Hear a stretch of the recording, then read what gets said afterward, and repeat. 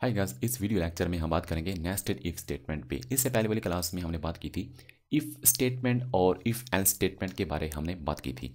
अच्छा यार, दूसरी रिक्वेस्ट मैं आपसे कर रहा हूँ कि अगर आपके जहन में कोई क्वेश्चन है तो आप कमेंट्स करें।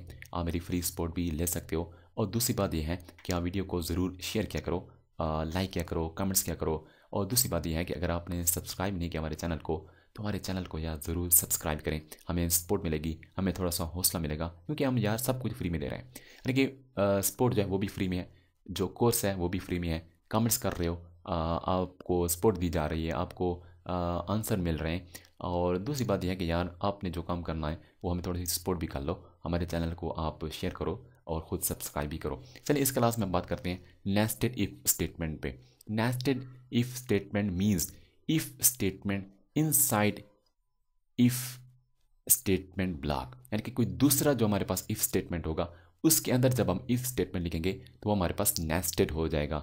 अभी यहाँ पे मैं आपको मिसाल देता हूँ, ये इफ स्टेटमेंट है, इसके अंदर जाके यार एक दूसरी इफ स्टेटमेंट लिख लो, उसके अंदर एक और इफ स्टेटमेंट, उसके अंदर एक और इफ स्टेटमेंट, ये हमारे पास नेस्टेड बन चुका है। तो इसको कहते हैं नेस्टेड इफ स्टेटमेंट कहते हैं। इसका सेंटेंस ये है कि कंडीशन 1, यानी कि पहली इफ स्टेटमेंट है तो उसकी कंडीशन 1 हो जाएगी और दूसरी कंडीशन हमारे पास उसके अंदर है। यानी कि ये जब ट्रू होगी कंडीशन तो फिर कंट्रोल इसके अंदर आएगा, फिर इसको चेक करेगा। यानी कि पहले पहले इसको चेक करेगा, पहले पहले जो स्टार्टिंग पॉइंट है वो ये है। अगर ये हमारी कंडीशन ट्रू होगी तो फिर कंट्रोल इसके अंदर आएगा और इसको चेक करेगा। यानी कि ये फॉल्स है तो कंट्रोल इसके अंदर नहीं आ सकेगा, इसको चेक भी नहीं कर सकेगा और ये निकल जाएगा। तो ये हमारे पास statement, set of statement execute होंगी। यानी कि ये कोड उस वक्त रन होगा, ये कोड उस वक्त चलेगा जब ये कंडीशन जब दोनों हमारे पास ट्रू होंगी। यानी कि ये कंडीशन हमारे पास है ट्रू और ये फॉल्स है तो ये कोड नहीं चलेगा। ये हमारे पास कंडीशन 1 जो है वो फॉल्स है तो इसको चेक भी नहीं कर सकेगा, क्योंकि इसके अंदर भी नहीं आ सकेगा। यानी कि कोलन के बाद कंपाइलर या इस केस में इंटरप्रेटर होता है, कोलन के बाद उस वक्त आएगा जब कंडीशन हमारे पास ट्रू होगी। तो ये हमारे पास एक सिंपल सी एक सेंटेक्स है।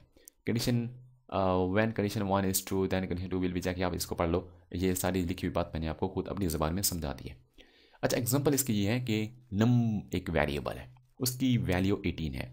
हम चेक कर रहे हैं क्या उसका मॉडुलस 2 के साथ करें और रिमाइंडर उसका 0 आता है। इस कंडीशन पे मैंने बात की है पहले वाली क्लास में। इससे पहले वाली क्लास में हमने इसी कोड पे बात की है, इसी कंडीशन पे बात की है कि ये कैसे काम करता है। तो आप इससे पहले वाली क्लास ज़रूर देखें। और दूसरी बात यह है कि अगर ये हमारा कोर्स आप रैंडमली देख रहे हैं या बेतरतीबी तरीके से देख रहे हैं तो यार ऐसा मत करो। आप वेरी फर्स्ट वीडियो लेक्चर से स्टार्ट करो कोर्स को, पहली वीडियो से देखो, एंड तक देखो, फिर आपको कुछ समझ आएगी यार, ऐसे नहीं आएगी समझ। अच्छा देखें, अगर ये कंडीशन हमारे पास होगी ट्रू तो फिर हम कहेंगे यार मज़ीद चेक करो, उसके अंदर जाओ और मज़ीद चेक करो क्या वो नाम जो है मॉडुलस 3 करें फिर भी रिमाइंडर 0 आता है कि नहीं। यानी कि नंबर डिवाइजिबल 2 है, अगर 2 है तो फिर चेक करो नंबर डिवाइजिबल 3 है या नहीं। अगर एक नंबर ऐसा है 2 पे भी तकसीम होता है, 2 भी उस पर तकसीम होता है, 3 भी तकसीम होता है, तो फिर क्या करो, फिर ये मैसेज शो करो। यानी कि इसका भी ट्रू होना ज़रूरी है, इसका ट्रू होना भी ज़रूरी है, तो फिर ये लाइन चलेगी। तो ये हमारे पास है नेस्टेड इफ स्टेटमेंट। इसी से रिलेटेड मैं और एग्जाम्पल भी आपको दूंगा वीएस कोड में जाके। वीएस कोड में जाके मैंने फर्स्ट ऑफ ऑल क्या करना है, एक फ़ाइल को क्रिएट कर लेता हूँ। फाइल कैसी क्रिएट करूँगा यार, मैं यहाँ पे लिखता हूँ नेस्टेड if.py, हो गया।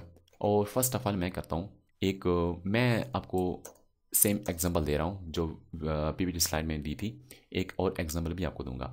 हमारे पास एक नाम एक वेरिएबल है, उसकी वैल्यू 10 है और यहाँ पे चेक कर रहा हूँ अगर नाम जो है हमारे पास उसका मॉडुलस 2 इक्वल टू 0। अब इससे मुराद क्या है, इससे मुराद ये है कि अगर एक नंबर, कोई भी नंबर है, उसको 2 पे तकसीम करें और उसका जो रिमाइंडर है 0 के बराबर आता है। अगर रिमाइंडर उसका 0 के बराबर आता है तो फिर चेक करो उसी नाम को मज़ीद चेक करो, मॉडुलस 3 करो, उसका मॉडुलस 3 करो, यानी कि फिर 3 को उस पर तकसीम करो और उसका जो मॉडुलस है यानी कि उसका जो रिमाइंडर है 0 के फिर बराबर आता है, तो फिर ये कोड आपने चलाना है। यार इन कंडीशंस की अगर आपको समझ नहीं आ रही ना, आप कमेंट्स कर सकते हो तो मैं आपको एक्सप्लेन मज़ीद भी कर दूंगा, क्योंकि मैंने इससे प्रीवियस क्लास में इस पे डिटेल से बात की है, अब आपको समझ आ जानी चाहिए। अब यहाँ पे देखिए, मैं ये वाला कोड लिख रहा हूँ, ये लाइन लिख रहा हूँ, नंबर इज़ डिवाइजिबल बाय 2 and 3। ठीक हो क्या? देखिए ये लाइन उस वक्त चलेगी जब दोनों कंडीशन हमारे पास ट्रू होंगी। अगर ये कंडीशन हमारे पास फॉल्स हो गई है ना, तो कंट्रोल जो होगा इसके अंदर नहीं आएगा, इसको चेक नहीं कर सकेगा। अगर ये कंडीशन हमारे पास ट्रू है और ये फॉल्स हो गई है तो फिर भी इसके अंदर नहीं आएगा। अच्छा मैं क्या करता हूँ, मैं यार इसको चलाता हूँ नेस्टेड। देखो कुछ भी शो नहीं हो रहा। देखें 10 जो है ना, यहाँ तक तो कंडीशन हमारे पास ट्रू है, लेकिन अगर 3 उस पर तकसीम करें तो रिमाइंडर 0 नहीं होता, रिमाइंडर 1 आता है। यानी कि आप ऐसा करो कि 10 मॉडल्स 3 करो, इसका जो रिमाइंडर आएगा वो 1 आएगा, 1 आएगा। यानी कि 9 पे तकसीम होगा और एक बच जाएगा। एक बच रहा है ना, हम कहते हैं यार 0 बचे। 0 कब बचेगा? जब 9 होता यहाँ पे, जब 9 होता और 3 उस पर डिवाइड करें, उसको जो रिमाइंडर आता है वो 0 आता है। तो ये हमने ये चीज़ देखनी है। अच्छा अब देखें, अब हम हर एक का अलग अलग एल्स पार्ट भी लिख सकते हैं। यानी कि ये इफ़ है वो इसका एल्स पार्ट यहाँ पे आएगा, इसका एल्स पार्ट यहाँ पे आएगा।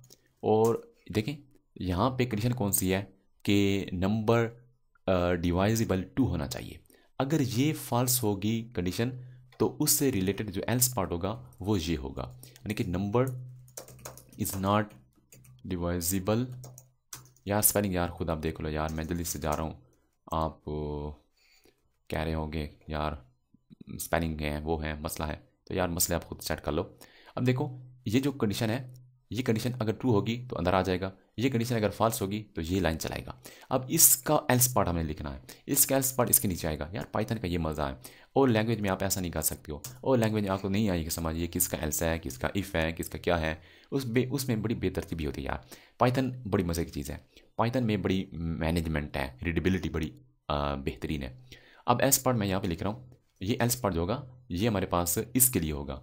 अब यहाँ पे देखें अगर ये कंडीशन हमारे पास फॉल्स है, ये कंडीशन अगर फॉल्स है तो यहाँ पे मैं लिखूँगा कंडीशन फॉल्स है, तो यहाँ पे मुझे लिखना पड़ेगा कि नंबर इज़ नॉट डिवाइजिबल बाय 3। अब यहाँ पे देखो, अब मैंने क्या करना, इसको चलाओ, ये कह रहे हैं नंबर इज़ नॉट डिवाइजिबल बाय 3। बात भी ऐसी है क्योंकि यहाँ से तो गुजर आ गया ना, यहाँ तो से तो ये पास हो गया है, यानी कि नंबर जो है ना वो डिवाइजिबल 2 तो है लेकिन 3 नहीं है, तो इसलिए ये वाला एरर दे रहा है। अगर यहाँ पे मैं यार लिख दूँ 9 लिख दूँ तो इसके लिए बड़ी आसानी हो जाएगी। देखें वो सही कह रहा है। हाँ आप यहाँ पे देखें, यहाँ पे मसला है, यानी कि पहले उस पर ये काम ख़राब हो गया, क्योंकि नंबर ऐसा होना चाहिए जो डिवाइजिबल 2 भी होना चाहिए और 3 भी होना चाहिए। और यहाँ पे मैं 18 कर देता हूँ यार, इसके आप मज़े हो गए होंगे, आप सबको ये ट्रू करेगा 2 और 3।